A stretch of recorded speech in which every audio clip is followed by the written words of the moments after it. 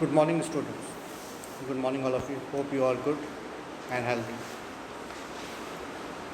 I am your teacher, Mayank Singh, from MB Patel English Medium Secondary and Higher Secondary School. Today we will start a new topic, which is registration of a partnership form and partnership deed. In previous video, we have discussed about partnership, its limitations and its characteristics and advantages. And we have already discussed about types of partners. In this video, we will discuss about registration of partnership form, how a partnership form can be registered, and what is partnership deed. Okay, so move on to registration of a partnership form. How can a partnership can be registered and a form can be maintained? So registration of partnership form can be done according to partnership act 1932. ठीक है, तो जो partnership act 1932 है उसके according हम अपनी partnership form को कोई भी पार्टनर्स मिल के एग्रीमेंट साइन करके अपनी पार्टनरशिप फॉर्म ओपन कर सकते हैं, रजिस्टर कर सकते हैं. Registration of form is not compulsory. ठीक है, रजिस्ट्रेशन ऑफ फॉर्म कंपल्सरी नहीं है, but it is said that registration, it is advisable that you can register your form. Okay, so registration of form is not compulsory, but there are certain disadvantages if the form is not registered. So it is advisable that you should register your partnership form. So the state in which the form is situated, there is a registrar of form. ठीक है, तो एक जिस state में भी हम form खोलना चाहते हैं, अपना बिजनेस स्टार्ट करना चाहते हैं, अपना पार्टनरशिप फॉर्म खोलना चाहते हैं, उस स्टेट में हम रजिस्ट्रार के पास जाएंगे. जो रजिस्ट्रार होता है, he will register our partnership form and we will have an appointment with that officer of by the state government. ठीक है, स्टेट गवर्नमेंट का ऑफिसर होता है. स्टेट गवर्नमेंट से हमें अप्रूवमेंट और अपॉइंटमेंट लेना पड़ता है कि we have to register a partnership form. Then for registration necessary informations are to be fulfilled. ठीक है, बहुत सारी इंफॉर्मेशंस होती हैं जो हमें फुलफिल करना पड़ता है, बहुत सारे लीगल प्रोसीजर्स होते हैं, वी हैव टू फिल और we have to fulfil it by all the partners. ठीक है, सारे पार्टनर्स को मिल के वो जो भी प्रोसेस है, जो भी इंफॉर्मेशन है, वो सब नेसेसरी इंफॉर्मेशन फिल करना पड़ता है. And the form of to be submitted to the registrar by paying fees. ठीक है, तो जो भी फॉर्म हम फिलअप करेंगे रजिस्ट्रेशन करने के लिए, वो फॉर्म हम सबमिट करेंगे किसको? रजिस्ट्रार को, बाय पेइंग फीस. ठीक है, एक पर्टिकुलर फीस हम पे करते हैं for the registration of our partnership form. ठीक है, ये आप लोगों को पता ही है. कोई भी हम फॉर्म फिल करते हैं, कोई भी हम डॉक्यूमेंटेशन फिलअप कर रहे हैं, तो हमें एक पर्टिकुलर जो फॉर्म फिलिंग फीस होती है, दैट वी हैव टू पे. So now there are some details which is to be included in registration of a form. ठीक है, जब हम रजिस्ट्रेशन करते हैं, अपनी फॉर्म का रजिस्ट्रेशन कर रहे हैं, तो जो फॉर्म में हमें फिलिंग करना है, जो भी हम डिटेल्स उसमें फिल करेंगे, that are some of the details are there. So that details included in registration form. So first is name and address of the form. That is name and address of the form. Okay. Second is branches of the form. ठीक है, पहले तो हमने क्या करना है, name and address कहाँ पर है, स्टेट में है, कौन से डिस्ट्रिक्ट में है, ठीक है, कौन से सिटी के अंदर है. Okay, that we have to fill the name and address of the form. Then form की और कोई ब्रांचेस हैं क्या? जैसे गांधीनगर में अगर सेक्टर 24 पे, सेक्टर 23 पे, सेक्टर अदर सेक्टर्स में भी अगर उसकी ब्रांचेस हैं, सेम फॉर्म के अगर डिफरेंट ऑफिसेज हैं, कहीं पे डिफरेंट ब्रांचेस हैं, that we have to fill in that form. Third is name, address and telephone number of the partners. अब पार्टनरशिप फॉर्म किसकी है? पार्टनर्स की है. So we have to fulfil और we have to fill the details of the partners name, address and telephone number. Okay. Fourth one is date of admission of each partner. Date of admission means जब कोई partnership form exist होती है, जब वो start होती है, तो उस डेट को जो भी पार्टनर्स अपने एग्रीमेंट साइन कर रहे हैं, date is the date of admission of E of the partners. ठीक है, तो जैसे अगर हमारे 4 पार्टनर्स हैं ABCD, ठीक है, तो A एंड B ने पार्टनरशिप फॉर्म स्टार्ट किया।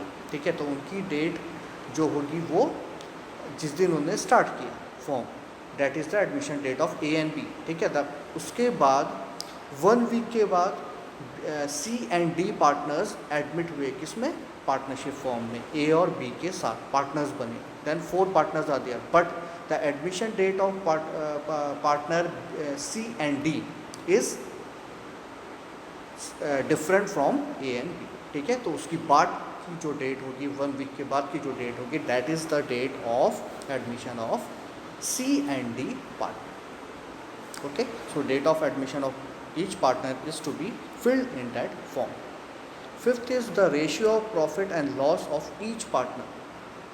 The ratio of profit and loss of each partner should be there in the partnership registration form. Okay, so if all the partners are dividing the profit equally, then we have to write that the profit are divided equally, losses are divided equally. Or if other ratio is there, then we have to fill that ratio at the registration of the form. Okay, okay, so fifth point is that the ratio have to be fulfilled or filled in the partnership registration form. Sixth point is details regarding the capital of partners. Okay, so details regarding the capital means if the partners are admitted to the partnership form, which amount or what amount of capital they are presenting in the partnership form, or they are coming with which capital, or what amount of capital they are coming at the admission of the partnership form. ठीक है, तो जितना capital वो लेके आ रहे हैं, जितना capital वो इंट्रोड्यूस कर रहे हैं अपने पार्टनरशिप फॉर्म में, that is to be filled in the registration form. Seventh, duration of the form. Duration means time limitations. Okay, so time limitations we have already discussed in a previous video in the types of partnership form, that partnership form are of 3 types, like according to time limit, according to liability, and according to registration. Okay, so time limit, if the partnership if the partners are willing to end the partnership business or the partnership form, then the business can be ended. Okay, or if the work is finished, then the partnership form duration can be finished. Okay, so as per the partners, they can decide their partnership form dissolution or the end of the partnership. Okay, so as long as the partners are together, the partnership form will go on. Then next is advantages of registration of form. If we are registering our form, what are the advantages? Okay, so advantages of registration of form is, first is for recovery of forms dues. Okay, the firm can file a claim in the court of law. ठीक है, अगर कोई form, हमारा partnership form अगर registered है, तो हम कोई भी केसेस, कोई भी अगर हम पे कोई फ्रॉड हुआ है या फिर सामने वाली पार्टी ने हमारा पेमेंट नहीं दिया है, तो we can go to the court of law for claiming our dues. हम अपने ड्यूज़ को, हम अपने लॉसेस को हम क्लेम कर सकते हैं कोर्ट ऑफ लॉ पे. अगर रजिस्ट्रेशन नहीं होगा तो हम नहीं जा सकते. ठीक है, so partner of the second point, partner of the firm can file a case in court of law against other partners और फर्म. ठीक है, अगर एक पार्टनर ने दूसरे पार्टनर के साथ अगर कोई फ्रॉड किया है, ठीक है, पार्टनरशिप फॉर्म में अगर वो प्रॉपर वर्किंग नहीं है, या फिर उसकी वजह से कोई लॉसेस हो रहा है, या फिर उसने कोई फ्रॉड किया है पार्टनरशिप फॉर्म या पार्टनर्स के साथ, then other partners can sue a case against the partners in the court of law when the registration form is registered. Okay, third, a partner can demand justice from the court of law for his right and shares. A partner क्या कर सकता है? He can demand the justice if the partner is not getting the share of profit as it is decided in the partnership deed or as decided at the time of registration of the form. if he is not getting that profit, then he can sue a case against the other partners or against the firm that he is not getting his rights and share of profit. Okay. Fourth point is the retiring partner by giving notice to public can free himself from his liabilities. अब कोई जो retiring partner है, अगर जो partner अपने partnership form से retire हो रहा है, he is leaving the job, he is retiring from the job, then he will give a public notice that he is retiring from the partnership, and as he is also free from the liabilities of the partnership firm. अब जब वो partnership firm का partner ही नहीं है, जब वो retire हो रहा है, तो उसकी लाइबिलिटीज़ कहाँ से आई? ठीक है, so he is also free from his liabilities as well. Fifth point is the existence of firm becomes public through registration. अब एग्जिस्टेंस जो है फर्म का वो कैसे होगा? Through existence public through registration. ठीक है, तो जो भी फॉर्म है, कोई भी फॉर्म जब हम स्टार्ट कर रहे हैं तो पब्लिक थ्रू रजिस्ट्रेशन. ठीक है, तो हमें उसको रजिस्टर करवाना पड़ेगा. अगर हमें कोई भी फॉर्म स्टार्ट करना है, अगर हमें उसे पब्लिक करना है, then we have to register our partnership form before becoming the form to the public. ठीक है, then these are the 5 points of advantages of registration of the firm. Next point is partnership deed. What is partnership deed? So partnership deed is a relation originating from the partnership deed. ठीक है, partnership एक ऐसा relation है जो partnership deed से originate होता है, partnership deed से स्टार्ट होता है. ओके, सो दिस डीड और एग्रीमेंट कैन बी रिटन और ओरल. ओके, तो ये जो डीड है ये कैसे हो सकता है? रिटन फॉर्म में भी हो सकता है और ओरल फॉर्म में भी हो सकता है. ठीक है, तो हमने पार्टनरशिप की डेफिनेशन में भी पढ़ा था, मीनिंग में भी पढ़ा था कि पार्टनरशिप क्या है, रिटन फॉर्म में भी हो सकता है एग्रीमेंट और ओरल फॉर्म में. Okay, but written agreement is preferable. अब रिटन एग्रीमेंट क्यों प्रेफरेबल है? बिकॉज वो एविडेंस प्रूफ है कि हमने पार्टनरशिप किया है. नहीं तो कोई भी अपनी बातों से वो कर सकता है कि हमने पार्टनरशिप नहीं किया. अगर ओरल फॉर्म में तो हमारे पास क्या एविडेंस रहेगा, हमारे पास क्या प्रूफ रहेगा that they are partners. So written document is preferable. Now there are some details included in partnership deed. Partnership deed जब हम साइन करते हैं, पार्टनर साइन करेंगे पार्टनरशिप डीड, उस वक्त क्या क्या डिटेल्स हम पार्टनरशिप डीड पे फिलअप करेंगे या फिर क्या डिटेल्स उसमें होती हैं. सो first is name and address of firm. Okay, so name and address of the firm is there in the partnership deed. Okay, so as the details included in registration of the firm, ऐसे ही partnership deed में भी name and address of the firm is to be included. Second, name and address, age, type telephone number of partners as well. Okay. Third is purpose and type of business of the firm. Purpose and type of business is very much important. Purpose, every business purpose is to earn profit. Okay, and what is the type of business? What type of firm the partners are opening or they are commencing a business. Okay. Fourth, date of establishment and duration of firm. Okay, जब form start हुआ और कितने समय तक वो form चलेगा, date is to be mentioned in the partnership form. Fifth, detail of partners capital and the interest of on capital if to be mentioned. ठीक है, अब क्या है, डिटेल ऑफ पार्टनरशिप कैपिटल, जो भी पार्टनर पार्टनरशिप फॉर्म में आ रहा है तो वो कितना कैपिटल लेके आया, कितना फंड लेके आया, कितना इन्वेस्टमेंट लेके आया. Okay, and the interest on capital, जितना वो अपना कैपिटल इन्वेस्ट कर रहा है फॉर्म में, उसको उस कैपिटल के ऊपर कितना इंटरेस्ट मिल रहा है. ओके, तो उसको कितना प्रॉफिट मिल रहा है, date is also be mentioned in the partnership deed. Sixth is partners borrowings, interest on borrowings and their limits. अब कोई पार्टनर, ओके, अब ऐसा भी होता है पार्टनरशिप फॉर्म में अगर किसी पार्टनर को पैसे की ज़रूरत है तो वो जो पार्टनरशिप फर्म का जो फंड है, ठीक है, जो सारे पार्टनर्स मिल के इकट्ठा करके जो फंड लाए हैं या फिर जो प्रॉफिट है, उसमें से कोई पार्टनर को अगर ज़रूरत पड़ती है तो he can take a loan from partnership firm from the his colleague partners. Okay, और वही पार्टनर्स डिसाइड करते हैं, वही पार्टनरशिप फर्म डिसाइड करती है कि कितने इंटरेस्ट पे वो लोन किसी पार्टनर को देंगे. ओके, एंड देयर लिमिट, उसकी उनकी क्या लिमिट होती है. Seventh is rate of interest on loan given by partners. Okay, and rate of interest on the loan. जो भी पार्टनर कोई लोन ले रहा है अपने पार्टनरशिप फॉर्म से, तो वो कितना रेट ऑफ इंटरेस्ट देगा लोन लेने. Okay. Eighth point is profit of ratio of profit loss distribution. Okay, so this is also the important point, which is profit and loss distribution ratio. Okay, at the starting of partnership firm, when the partners are admitting in the partnership firm, then at that time the ratio of profit and loss is to be decided at the time of admission of the partnership partners in the partnership firm. Okay.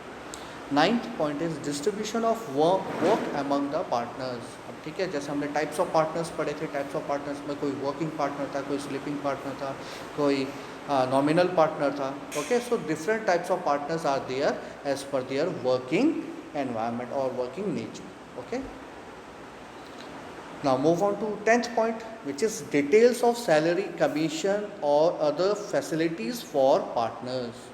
Okay, so in this, the salary, commission or the other facility what the partners are getting from the partnership firm, that is to be filled in the partnership deed.